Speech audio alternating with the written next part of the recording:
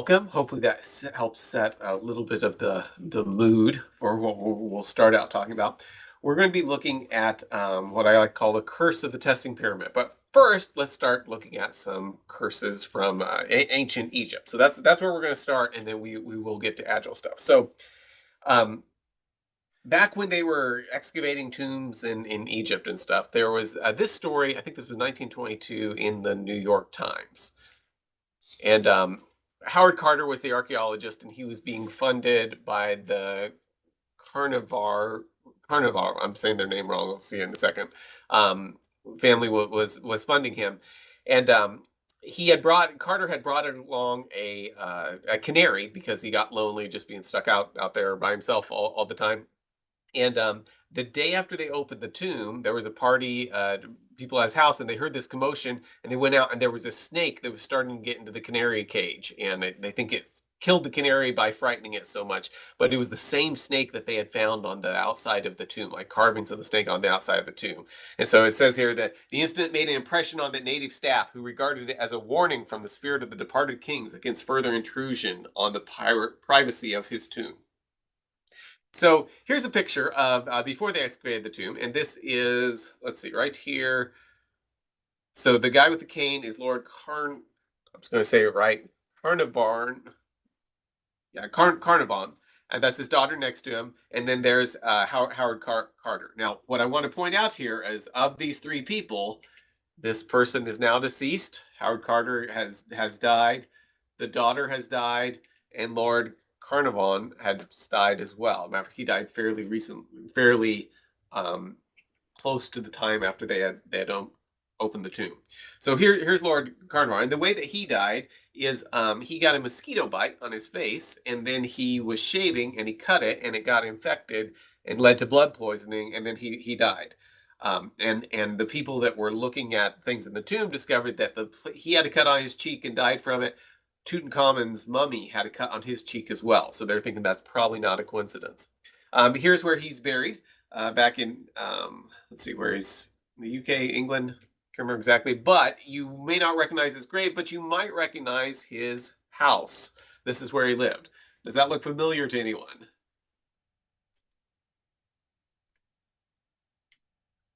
It's Highclere Castle. Yes, it was used for the Downton Abbey TV series and movie, I think. Anyway, if you look up kind of the history of this, one of Lord Carnarvon's descendants still lives there, and in the basement they have quite an exhibit of Egyptian artifacts and things. Now, so around this time, so this is like 1922, the author, Sir Arthur Conan Doyle, so of Sherlock Holmes fame, he attributed Lord Carnarvon's death to the elementals protecting the tomb. And that's why he said they died. You know, they didn't want to know whatever these elementals were. He also was a very big fan and believer in the Cottingley fairies, which was these girls said they had seen some fairies, and somebody showed up and gave them a camera, and they started producing these pictures of them talking to fairies, which later they said was a hoax, and these were just cutouts from magazines. But one girl still maintained that they had seen a fairy, but they hadn't taken a picture of it. So it's another thing Doyle was very into. Another thing kind of happening around that time, Sir Bruce Ingram, he was a publisher, and Carter, the archaeologist, gave him a mummified hand paperweight. Now, that sounds more like an insult to me, but I guess that was a cool thing to do. Anyway, he gave this to him, and on the inscription on this, the tomb that it came from, it said, "Cursed be he who moves my body. To him shall come fire, water, and pestilence." Well, soon after getting that paperweight, or the mummified hand, Ingram's house burned down. So we got the fire, and so he rebuilt it, and soon after that, it flooded. So he rebuilt it again, and by that time he decided maybe I shouldn't keep this mummified hand, and he got rid of it before finding out what pestilence would look like, I guess. Now, when Benito Mussolini heard about what was happening, heard about this curse and about Carter's death and stuff, he had been gifted mummies from Egypt, and so he removed them from his palace after hearing about the curse of the pharaohs and the death of Lord Carnarvon. And what strikes me as just kind of funny about this is like, oh, here, let me give you a gift. Here's somebody's hand, or here's a mummy. It just seems kind of odd, but that's where things were at. Okay, so with that kind of background, based on what we've said so far, what do you think about the idea of there being a curse? There definitely was a curse on that tomb. Here, let me add the link back here in case you got it. And I keep this up because so you'll want to make sure you're participating in the polls and stuff, because when we get to the end, we are actually going to be giving away something we've never given away before. We're going to be giving away a box of Count Chocula, which seemed appropriate for the subject matter. There's a mummy cereal too, but I couldn't find that. So Count Chocula will be if you're in the U.S. If you're outside the U.S., I'll see what I can do. But okay, so make sure you click on that link and bring this up, or you can go to that URL up there. Okay, so based on what we've seen so far, what do you think about the idea of being the curse? Okay, so far, no one says that there's a curse. B, there probably wasn't a curse, but people believed it, so they tended to die sooner based on their expectations. C, no curse. People just paid attention to bad things to reinforce the idea of the curse. Or D, I'm not saying it was aliens were involved, but it was definitely aliens involved. So none of us here think that there was actually a curse on it. And statistically speaking, people associated with opening the tomb didn't die early. As somebody pointed out, these people from 1922, these people would all be, if they had been born on that day, they would be 102 years old. So, like, we should expect them to be dead anyway. But anyway, the thing what was driving the idea, and this does relate to Agile and testing, but what was driving the idea of the curse? Well, back when they were getting ready to open the tomb, one of the things that they were doing is they were selling the rights to the story to the New York Times. So they needed to keep people out and away from the tomb because they wanted to make sure the exclusive rights were for the New York Times. So they told everybody that there was a curse on the tomb. It turned out that this particular tomb, Tutankhamun's tomb, if I understand correctly, didn't actually have a curse on it. It was like one of the ones that didn't. But they told the story because it would help keep people away from it, people being scared of the curse. And that's what I want us to kind of take away from this, is that stories will influence behavior. And sometimes we forget to ask if they are actually true. So let's talk testing. With that in mind, let's talk about testing. So question for you, when it comes to testing, what does your team discuss the most? Do you discuss the testing pyramid, the return on investment the tests are providing to the customer, complaining about how long the tests take, or complain that the tests are broken yet again?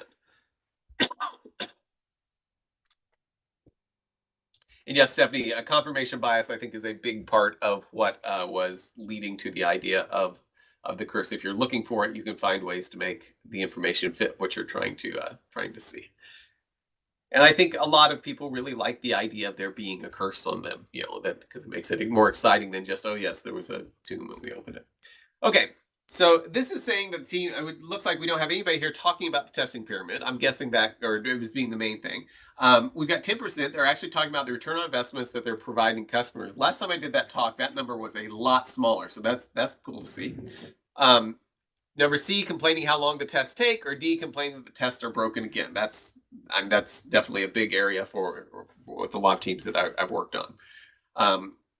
When B gets significantly high, though, when the team really starts feeling the return on investments that there's a huge return on investment the tests are providing to the customer, I find that these things don't tend to be as big of issue, or the teams work on trying to find ways to make them faster.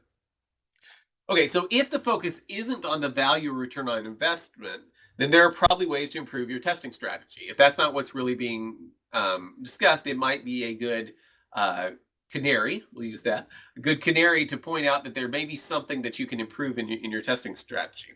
So let's look at a kind of a brief history of testing, just kind of an overview of how software testing has evolved. So we used to kind of see a stage where you'd go in and you'd start out with, they start with the requirements. This would very much be kind of a waterfall, but Agile kind of does this as well. Requirements, and then you do development, and then there's manual testing that happens at the end of stuff.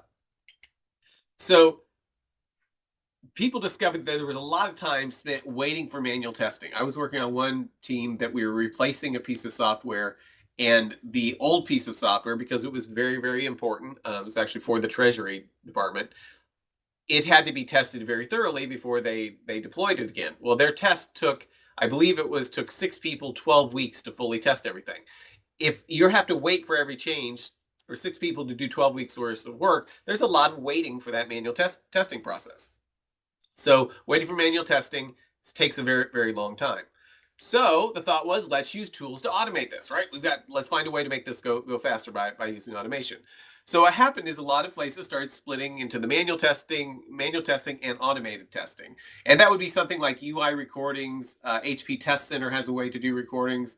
The Mercury, which I think became HP Test Center, had a way of doing that. Selenium has a way that you can actually record your clicks on the screen and then play them back. So different ways of automating the testing by saying, what is the manual tester going to do? What are they going to click on the screen? Have them do that once, and then it'll be automated. We can just run it again and again. And of course, everyone lived happily ever after, right? This describes the nirvana that you're experiencing. This solved all problems, correct? Is that thumbs up? Anybody thumbs up or maybe a thumbs down? That's not what you're getting. Okay, well, I've got an LOL. Okay, so maybe everyone didn't live happily ever after, but let's see. So what best describes your experience with recording UI interactions and then playing them back to test the software? So A would be people actually do that. Maybe that's a new idea. B, it works great. C, it's useful as long as there are few enough to make it easy to maintain. D, kind of useful, but they break and take a long time to fix. Or E, they usually end up breaking and no one fixes them, so they get turned off.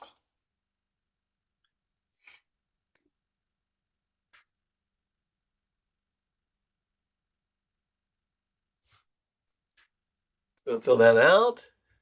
And like I said, remember to keep that up because I'm sure everyone here is really excited about winning a box of Count Chocula. Oh, I'm saying it wrong. Cereal. Okay, so let's see. Okay, no one's in the category of saying this just works absolutely great. We've got 20% like didn't even know you could do that, which probably is an indication it doesn't work super well. We got 31% saying, it can be useful if there's not very many of them. If there's few enough to make it easy to maintain. 27% saying it's kind of useful, but they break, take a long time to fix. And then 23% saying they break and then no one fixes them. Which, if you've got something that no one's willing to invest their time in and fixing, it probably means it's not all that valuable because no one's willing to invest time in it. Or it could be structural issues. Okay, so everyone lived happy ever after, except that they didn't, right? So what happened is, we're instead of going from waiting for people to do the test, we're now waiting for people to update the test because this happens at the end of the process. So we're in a situation here where it's slow to run, hard to tie a failed test back to the change, and the UI tests are very, very brittle. So if we ask ourselves, well, what might be fast to run, easy to tie a failed test back to the change, and not brittle, easy to refactor and stuff, there was something else happening around this time called, meanwhile, test-driven development, and that started becoming part of the development process. And test-driven development, where you're creating unit tests, are, at least compared to the manual test or the automated test that we were discussing back there, are generally fast to run. They're easy to tie a failed test back to the change because they're run very, very quickly and right related to when the change is made. And they're not as brittle. It's easier to refactor unit level tests because you can actually use refactoring tools for them as opposed to a screen recording. Now, TDD doesn't test user experience necessarily, but it is something that can be helpful. It can be very helpful. So we've gone to TDD where we've got fast to run, easy to tie back to a change, not brittle. We've used that to replace the test, or that's what we're experiencing with TDD and unit level test, as opposed to the UI tests that are slow to run, hard to tie a failed test back to the change, and the UI tests are very, very brittle. So the testing pyramid comes from the idea of saying, hey, I've got an idea. Let's do more of this, the fast to run, easy to tie a failed test back to the change, not brittle, and less of this other thing that's very painful. So that gives us this, right? Where we've got this idea of different levels of testing. Let's do a bunch of unit level testing, some integration tests, and few user interface tests. So user interface tests would be something that the user actually touches and sees. It interacts as if the user's interacting with it. It's usually created, in a lot of organizations, it's created by a testing team. I would argue that's not the most efficient place to create it, but a lot of times that's what's happening. It replicates the manual testing. It's brittle, hard to refactor, and often can be very, very slow to run. Integration tests, kind of that middle layer, test the way that the different pieces of the software hook together. Oftentimes it doesn't touch the UI. Matter of fact, most times when people are thinking of integration tests, they aren't touching the UI. It doesn't always use the user's point of view. If you're testing a controller and how it works with a service, it may be something that the user can kind of trigger, but you're probably not thinking of testing it from the standpoint of a user interacting with something because we're not working with the UI.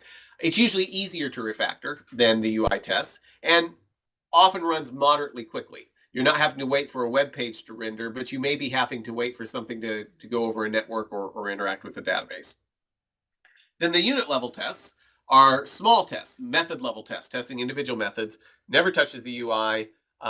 It doesn't integrate the parts because you're just testing the individual units, and usually runs very, very quickly. Oftentimes this doesn't require having a database or any network connection. It's just very, very fast because you're just testing the individual methods. So this is something that can run in a matter of seconds. So you've got user interface tests that in some places might be something that's measured in hours. Integration tests, maybe they're measured in minutes, and unit tests that maybe are measured in seconds, roughly.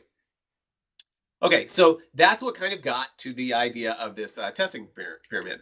But then we got new tools, and we discovered new patterns, and we got access to the cloud. So which question seems most useful in deciding whether or not you should create a test? Should it be what shape is made if I were to represent my test with Lego blocks? Or what return on investment would I get from this test? Wait just a minute to see if anybody's like really into Legos here.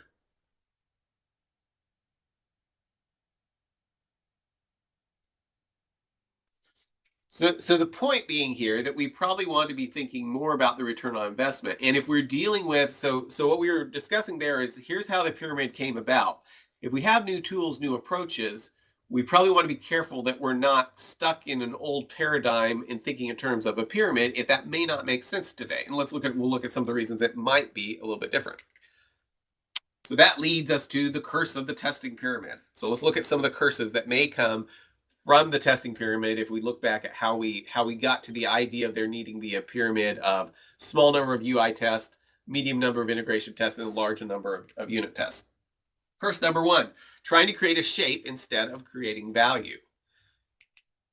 So what type of return on investment do I get from each test versus asking what shape is made if I were to represent my test with Lego blocks? So let's look at another shape. So here's a common shape. And what I want to present here is the idea that saying that something may be shaped in a certain shape and trying to create that shape does not mean that you should necessarily try to create that shape.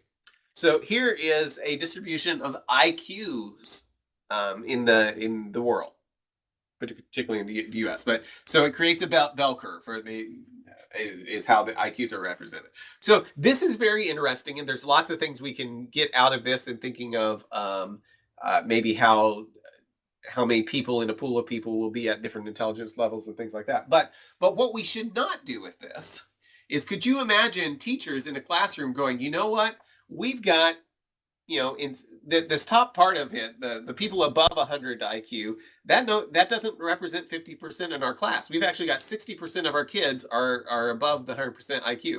So what we need to do is try to find some way to dumb them down to make sure we've got the 50% split right here. Or we've got too many people that are up here, so we need to find some way to make them not as smart so we can get this shape. And that sounds silly, but my point is the fact that this shape occurs naturally, or there may be reasons for the shape to occur, doesn't mean necessarily that teachers should go and change the way they're working to try to create this shape. If they're getting something that's actually better results than what that shape gives you. So what shape provides the most value for your application? Well, would it be a square, same number of tests everywhere? Is it actually a pyramid? Maybe it is. But what if it's pear-shaped? If your tests are more pear-shaped, is that a bad thing? Well, it probably doesn't matter what the shape is. Or strawberry-shaped. The way I like to say it is, if banana-shaped tests provide greater value, then you should have banana-shaped tests. And my point being, not that you should try to create a shape with banana that looks like a banana for the number of tests you have. I don't know how you do that anyway.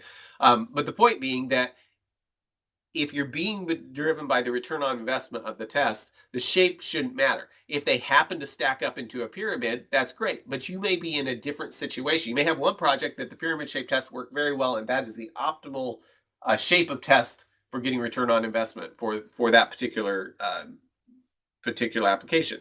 But you shouldn't try to create that at the expense of maybe doing things that aren't really optimal for your particular application. So curse number 2, believing what was slow in 2006 is necessarily slow today. There's lots of things back when people were talking about the testing pyramid that there were constraints that we may not necessarily have today. The pyramid base, this is Martin Fowler saying, the pyramid is based on the assumption that broad stack tests are expensive, slow, and brittle compared to more focused tests such as unit tests.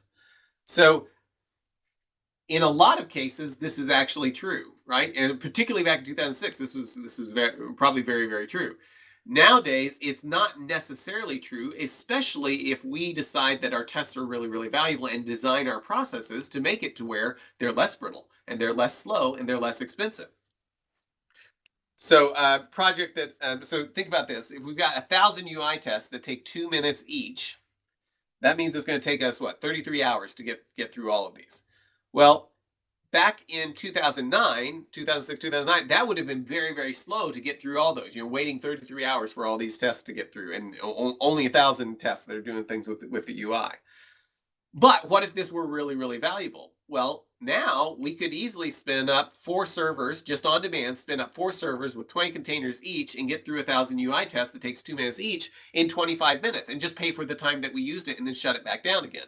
The point is that this might have been really, really slow a long time ago, but we have technology available to us today that could make this make this go very, very rapidly. And if we can get everything else to where it's part of our processes and automate some of this, that 25 minutes to get the confidence that those 1,000 tests are passing correctly may be really, really valuable to the project, even if 33 hours would take way too long. Let's see. What is the shape? I'm going to look a few questions here. What is the shape of risk base? A pair of dice, maybe. That might be something. And then Jeff asked, what tests confirm the quality of the code? So that could be a whole talk in and of itself. The quality of the code, in my perspective, I've been on projects where we spent a lot of time analyzing the code to see if it was good quality. Some of those things were interesting, and I think the biggest value of that was to see things in our code, get together as a team, decide if it was better to do it the way the quality was suggesting, and then make those changes so we learn something new, and as we write code, we become better developers. But I would suggest the real thing that determines the quality of your code is, does it do what the customer says within the amount of time that the customer says, and can you easily change it? Those are the things that to me really represent whether the quality of the code is there. Because if you've got something that's really kind of a mess and the quality test would say, oh, you should have done this, you shouldn't have done it like this, but it performs just fine, it does everything the customer needs just fine, and it's easy to go in and change, I'm not as concerned about whether we can find some metric that says this isn't good code. Now, I think a lot of times the metrics do align with it being easy to change, but being easy to change and doing the right thing should be what's driving us more so than metrics that may make us do work that's not actually tied to something that's valuable to the customer. Oh, that's helpful. The cost and speed of running tests looks very different than it did in 2006, like we were showing right here. So we want to make sure it'll be a curse if we're thinking in terms of 2006 and following advice that maybe made sense in 2006, 2009, and totally overlooking the stuff that we've got today that can make some of these things work really, really well. Curse number 3, ignoring improved ways of doing development. So the pyramid was created as a response to UI tests being recorded by a team of testers after the fact. So the feedback coming back to the developer was something that was probably happening weeks later in most cases. Behavior-driven development, on the other hand, represents a fundamentally different way of doing development. So with behavior-driven development, and we haven't done a talk on this for a while, we should probably do another one, but with behavior-driven development, you're leveraging test-driven development, but in 2 loops. You've got this outer loop that's being created based on the requirements of how the user is going to interact with the application, and you've got an inner loop that's how the individual functions work. So your outer loop maybe say that given I am an admin user, when I log into the application, then I can see the admin menu. So that's very, very high level, very much what the user is going to experience. Well, then when you're trying to actually make that, you would take that, you would make it executable. It should fail if this isn't part of the application yet. And then you'd go in and say, okay, what method do I need? What's a test for a method that I need, like determining if somebody's an admin user or not? And you'd use your TDD loop until you finally finish and get that requirement working, and then you go on to the next one. So the requirements are done as executable specifications. So we're moving that to the requirements process, the actual creation or definition of the test. It's from the user's perspective, and the developers write the test back in code. So as a group, you get together and say, here's the executable specification. We're going to decide what this means for this story to be done. But then the developers are actually writing that test back in code that makes it to where it can execute against it. This is a very, very different approach. Like I said, well, let me see what we're looking at. Okay, ignoring improved ways of doing things. This is a very different approach than what people were doing in 2006, 2009. We don't want to this may change the shape of our tests. Another thing that's very different, page object patterns. So a page object pattern is something that lets us go and say, we're going to represent, and this gets kind of technical, so we won't get it here, but it's a way of abstracting out what you want to test instead of having, I guess a good example is, let's say your login asks for a username and a password, and that's the way you log in. So you've got thousands of tests that log in with a username and a password.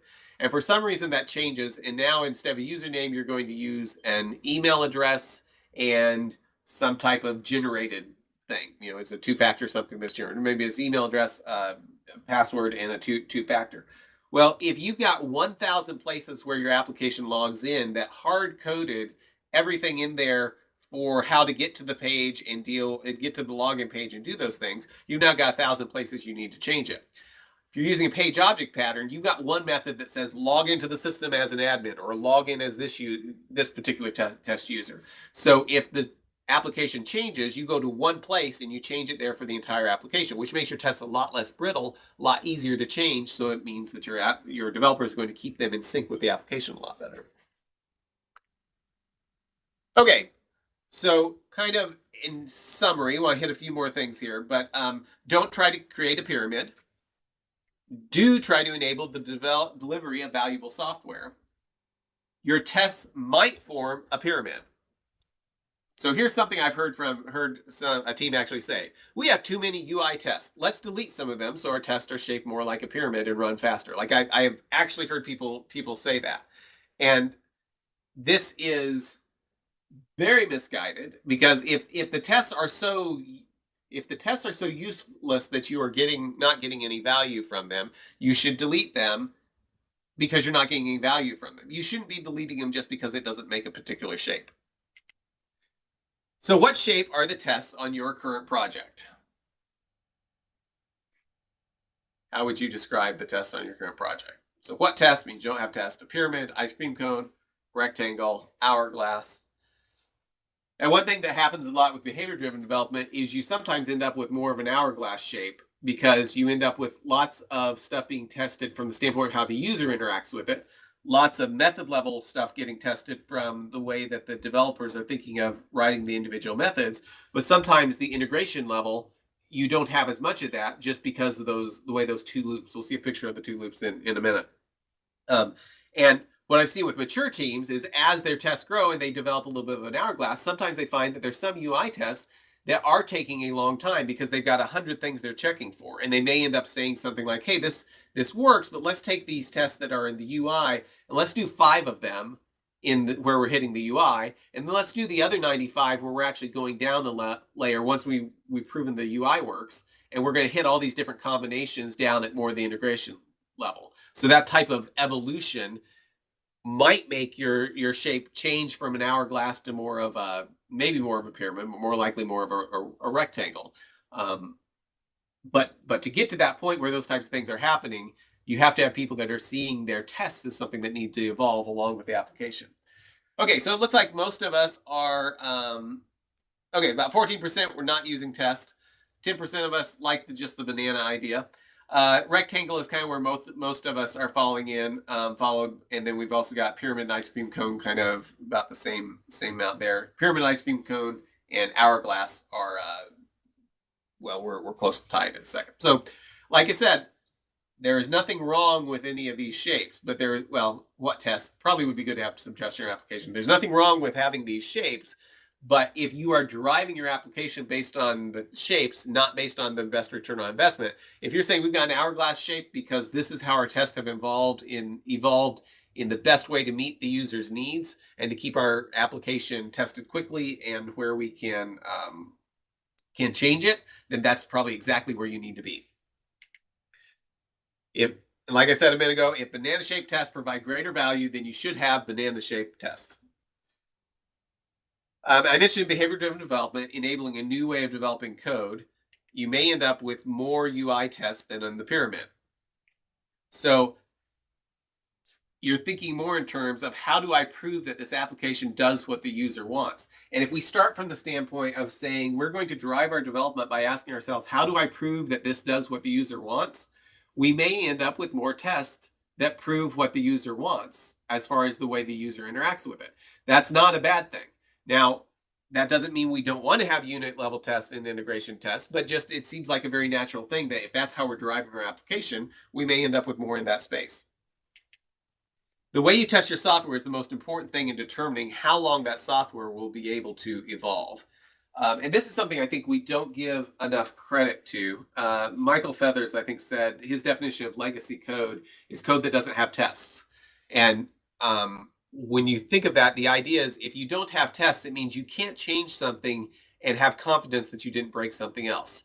So for Michael Feathers, that's the point that it becomes legacy code, is when you're no longer at a place that you can change things with confidence you haven't broken things. Based on that definition, I've seen projects that are actually creating legacy code from the get-go, right? They're starting out writing legacy code instead of writing greenfield code and then turning into something else because they're not valuing the test as being the most important thing in determining how long that software will be able to evolve. Another quote from Martin Fowler, if my high-level tests are fast, reliable, and cheap to modify, then lower-level tests aren't needed. Now, this freaks a lot of people out when they read this, but what I really like about this is he's really driven by the value of the test. If he can have a high-level test that goes through the UI and it's fast, reliable, and it's easy to change, then he's saying that will actually test all the way through. The piece, though, that I find useful in lower level tests is what I like having happen is if I'm working with an application and something breaks and I get this thing back saying the user tried to do this and this broke, right? I've got a test that's testing from the standpoint of a user and this broke. And then I also have a failing unit test that says, and here's something that didn't do what the developers expected as well. I can troubleshoot stuff really, really rapidly because I've got an idea of how it's going to show up to the user. And I've also got an idea of what's behaving different than the way the developer thought about the application. But like Martin Fowler says, I think here, if you know something's broken, you can figure out what's going on. Those lower level tests can be useful for pinpointing stuff maybe faster. But then it's just a question about the cost benefit of creating them. What I like about this quote is focus on the value of the test, not just on the shape of the test. Okay, so question, what about AI testing frameworks where very few tests are written, but a tool automatically creates a test? I have not seen any projects using that got the same level of return on investment they would have gotten had they built their code using BDD. And the reason is because at least the AI stuff that I've seen generating stuff, it tends to generate tests that aren't necessarily that doesn't have as much awareness of the overall goal of the application as a developer will have. And so you can end up with stuff that tends to be a little bit more brittle and is harder to change, or you end up in a situation where you're basically getting tests that lock in the current functionality, whether it's right or wrong. So it's basically saying, I ran all the, I did all this stuff. Here's the application. We manually tested it. Works. Now I'm going to do something that if it ever deviates from the way it works today, I'll know that something broke. It's not that there's never a place for that being valuable, but that is a very different approach than my tests actually driving the the creation of what's the next piece I need to build. And one reason I feel that's using the test to drive it, particularly using behavior-driven development, is it makes me much more efficient in the way that I'm writing my code, because I'm not adding lots of unnecessary it makes me as a developer very focused on what's the next step I need to do, not what are all the things I can add to it. If you saw that email I sent out the other day about Frank trying to bury the entire chicken coop, BDD helps you stay focused on making sure that everybody's on the same page if we're just burying the dead chicken, not the entire chicken coop. I hope that story was humorous to you guys, but also hopefully had some meaning. Let's see, I see something here, another comment up here a little bit before. So somebody was commenting that TDD is not explicitly intended to catch bugs after they've been created.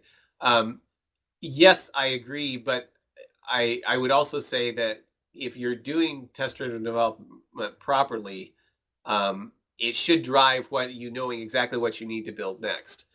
It also should help you if you come in and make a change somewhere else in the application, to be able to tell if you broke some other assumptions that you had when you were creating the application. So if it's just meant to drive the development of the application, you could just delete them all when you're through. And I've seen some tests that's like, this helped me get where I need to be, but I don't need this anymore because it won't give me any more insight into how the application's working.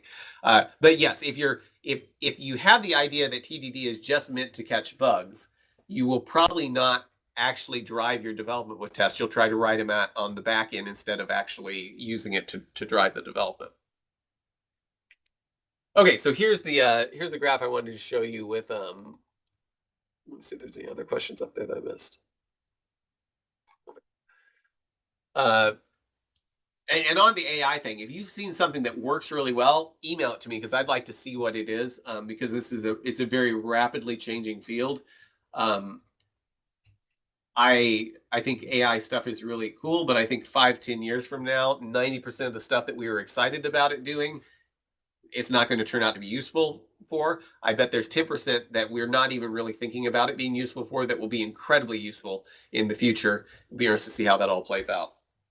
Okay, so this is so right here, this little loop over here that says TDD. That's the TDD process, right? I write a simple test, I watch it fail, I write code, the test passes, I refactor it, then I move on to the next test. So I've got that loop happening over there at the TDD level. This outer loop is actually behavior-driven development, where I start by saying, what's the story I'm trying to accomplish? And then saying, give me an example of what it would mean for this story to work correctly. So we're writing a scenario. So like the example I gave of saying, as an admin user, when I log into the system, then I see the admin menu. That would be a scenario. Well, you write that, it should fail. We make it executable, which means it's actually going to the application and looking for a menu that's not there. Well, now, by the time I do that, I've probably got the name of what the menu is. I've had to work out where it needs to appear. I mean, all those things that you have to decide, but those happen more closely with the requirements while you've got people there trying to determine what this needs to look like. Then once I get to that point and it's executable and it's failing against the application does not work for this example, then I end up in the TDD loop of imagining what's the next step I want to take, how would I prove that works, and end up in a loop there. Then eventually the TDD loop passes and the entire scenario passes, and then I go on to the next scenario. So that's what TDD loop looks like. So the curse of King Tut's tomb was just a story. There wasn't even a curse on that tomb, but the story created the curse. So ask yourself on your application, is the story of the testing pyramid creating a curse for your team?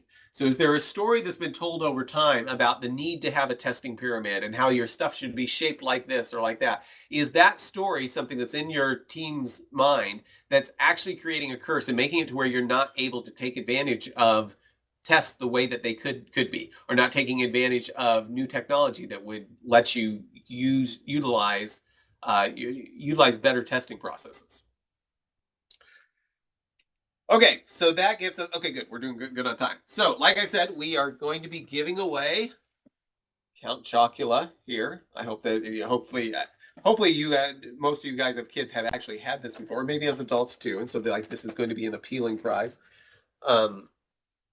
So let me bring this up.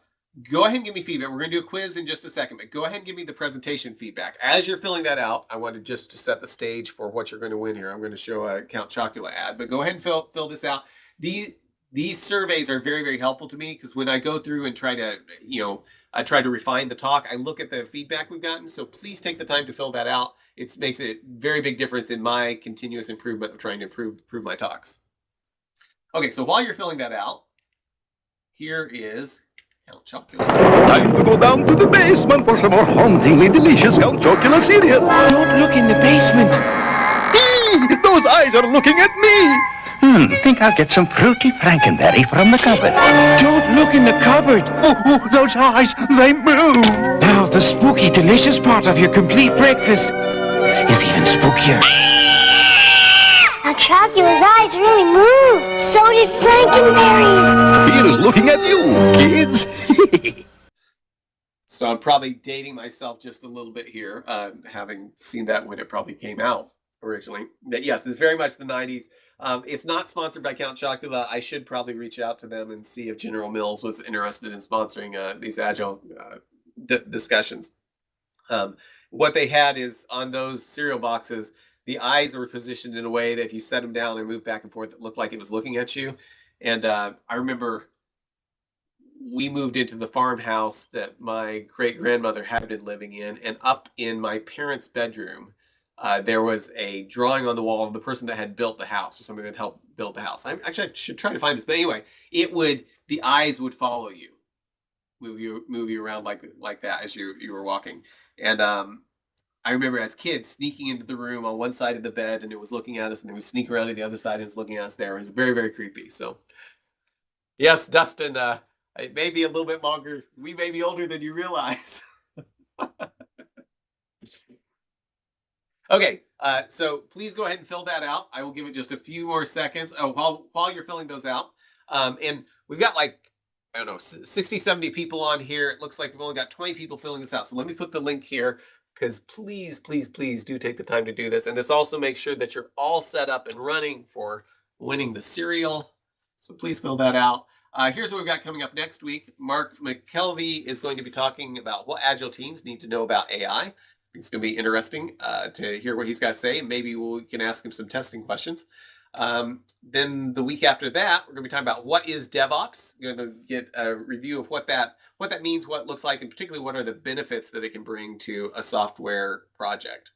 Then Chris Lucian is going to be talking to us about generating organizational-wide understanding with cross-discipline causal loop diagramming. And the week after that, we're going to be looking at working software, the primary measure of progress. This was the one we tried to do, and there were some technical glitches here a month or two ago, so we'll be doing that one again. And then I think after that, we've got, I don't have his talk stuff, but in December, Matt Phillip is going to be coming in and doing a presentation. I don't know on what yet, but he and I are talking and working that out. Okay, so to get some more presentation feedback, okay, fill out the presentation feedback. Oh, I had music going as we do this, so let's give it just a few seconds while you fill that out. Finish whatever you can, and then we will give away our faucet. Okay, we'll give it about 10 more seconds.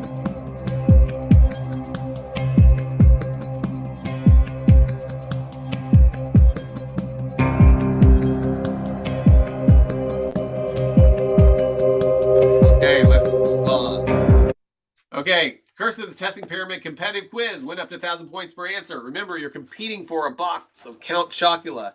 It'll be very, very exciting. I may ship it from Amazon, and then I'll eat that with my kids. Okay, everybody ready? Got your trigger fingers ready? Here we go. Okay, what happened to Howard Carter's canary after the tomb was opened? What happened to Howard Carter's canary after the tomb was opened? It flew away, it died in the coal mine, it was scared to death, or it was swallowed by a serpent. What happened to Howard Carter's canary after the tomb was opened? You have 5 seconds remaining. 2, 1, and Yes, it was scared to death. It died because it was scared to death by the serpent. The serpent didn't eat it. They got away from it, but it still was so terrified it died.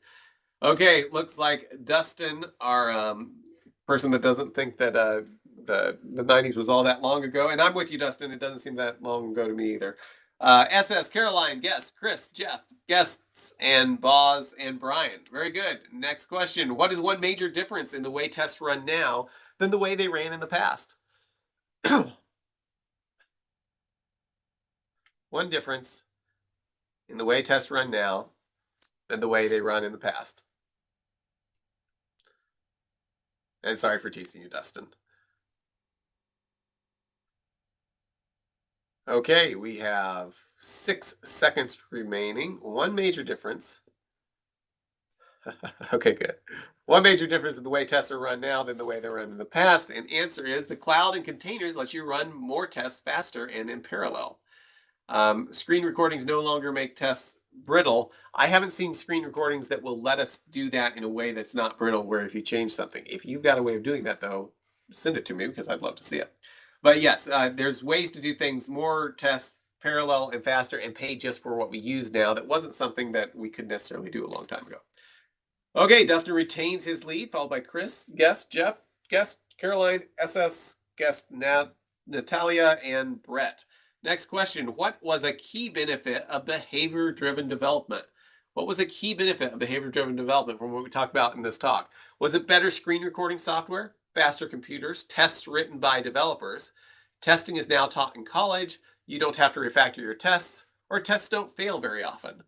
What is the key benefit of behavior-driven development? This one may be a little bit tricky. We'll see what we end up with. But the one that I mentioned was that tests are written by developers. So instead of waiting till the very end to be able to see and then have people rate for the test and waiting for all that feedback, the developers actually write the test as they're writing or at the beginning and get the code working against that. So they're able to benefit from it through the rest of the development cycle. One place that's can be very, very useful is if you've got multiple teams working on the same application and each team is writing their tests. If I write some tests and get some things working and the other team checks out code and makes a change and it doesn't do what they expect, they make a change that breaks something the other team is working on, that getting that feedback right away can make a huge impact in how long you spend trying to troubleshoot stuff. If you have to wait for multiple weeks until somebody else writes test and then they've got to figure out whether it's working right or not, you just don't get the benefits of the test over the point that it's most critical. Okay, Dustin retains his lead. Look at that. Followed by guest Jeff, Chris, guest Carolyn, LJ, SA, Brett, and Natalia. Next question. What is a key technique to make tests less brittle? Is it page objects, JUnit, cloud technologies, Kubernetes? We mentioned these briefly, but I think you remember. Page objects, JUnit, cloud technologies, or Kubernetes. A technique to make tests less brittle and making it easy to change. The example we gave here was a login page. 1 second and done. And yes, it is the page objects that make tests less brittle. Cloud technologies generally can be used to make tests run faster. Kubernetes can be a very good way to make, we didn't mention that, but there are some really cool things you can do with Kubernetes. JUnit is a testing framework, so that can be useful. But the big thing that we were mentioning was that the page objects can allow you to kind of separate the stuff you're testing. It's almost like giving an API for the way you want to interact with the UI. So if you need to change something in the UI, you only change it in one place instead of in thousands of tests that all know the CS selector for this particular item. So if you're not familiar with page objects and you're doing any type of UI testing, look it up because it will help you out, or reach out to me. I'm happy to point you in the right direction. Okay, Dustin's still in the lead with a nearly perfect score, followed by guest Chris, Caroline, LJ, Natalia, guest Jeff, Brett, and guest 399. Next question, BDD represents an improvement to test-driven development, a fundamentally different way of doing development, a curse brought on us from Tutankhamun's tomb, an alternative to test-driven development, a way to follow safe, or a drop-in replacement for HPALM. What does behavior-driven development represent? Time's up, and yes, 53%. It's a fundamentally different way of doing development. If we think of it as improved test-driven development, I've had people ask me, well, should we do behavior-driven development or test-driven development? And if you hear those types of conversations, if your team's talking in those terms, it probably is a good indication that they don't really understand what behavior-driven development is, because it's really a fundamentally different way of doing development and getting your requirements and what you're writing code against. Okay, that's still in the lead. What shape did Mark say tests should be? Did he say it should be square, dragon fruit, hexagon, ice cream cone, or don't worry about the shape, think about the value the tests provide? I'm trying to think of how you would get a dragon fruit shape test. But yeah, square, dragon fruit, hexagon, ice cream cone, or don't worry about the shape, think about the value the tests provide. 2 seconds remaining. And yes, don't worry about the shape. Think about the value the tests provide. If ice cream cone shapes tests give you confidence, makes it easy to change, you're getting good feedback and stuff, don't try to throw out a bunch of tests that you have that you're getting value from just to try to make it shaped a different way. And don't write a bunch of tests that you don't need and aren't providing value just to try to get more at the bottom level. Okay, there's leaderboard. Dustin's still in top spot, followed by guest Chris, Brett, Jeff, Caroline, LJ, Natalia, guest, and SA. I think we've got, okay, I think this is the last one. Which of these is not an upcoming Agile Lunch and Learn talk? So which of these is not an upcoming talk? There and Back Again, Returning to Safe After an Unlikely Adventure by Mr. Baggins. Oh, and I left a date in there. Okay, ignore that. What Agile teams need to know about artificial intelligence. What is DevOps, or generate org-wide understanding with causal loop diagramming? Which one of these is not a talk that's coming up? And yes, we are not going to be talking about There and Back Again, a Return to Safe After an Unlikely Adventure by Mr. Baggins. Oh, I think I threw a bunch of people off on this one, but the other 3 are talks that are coming up, so be watching for invites coming out for those. Okay, and so it looks like we've got 3 people made it, or our top 3 winners here. Justin's very motivated by cereal. Okay, well, I'll tell you what, we've got 3 winners here, and you guys are kind of close. So I'll tell you what, if the 3 of you want to send me a screenshot, or your name is fine, take a screenshot or just send me your name, tell me who you are. I will get the 3 of you. If you're in the U.S., I know I'll get you both or all Count Chocula. If you're outside the U.S., tell me where you are, and we will see what we can do. So anyway, thank you for coming and participating. Let's see. Oh, does this actually give me a... Oh, no, it doesn't do it. Okay. Let me go back just so if you need to give me a screenshot, you can. There we go. Okay. So go ahead and send me an email. Let me know, and I will make sure that we get your prizes headed your way. Thank you all for coming. I will stick around for a few minutes. If you had any questions you wanted to discuss, I'd love to talk to you about. But thank you all for coming, and hope to see you all next week. We're talking about what you need to know about AI if you're working in the Agile space.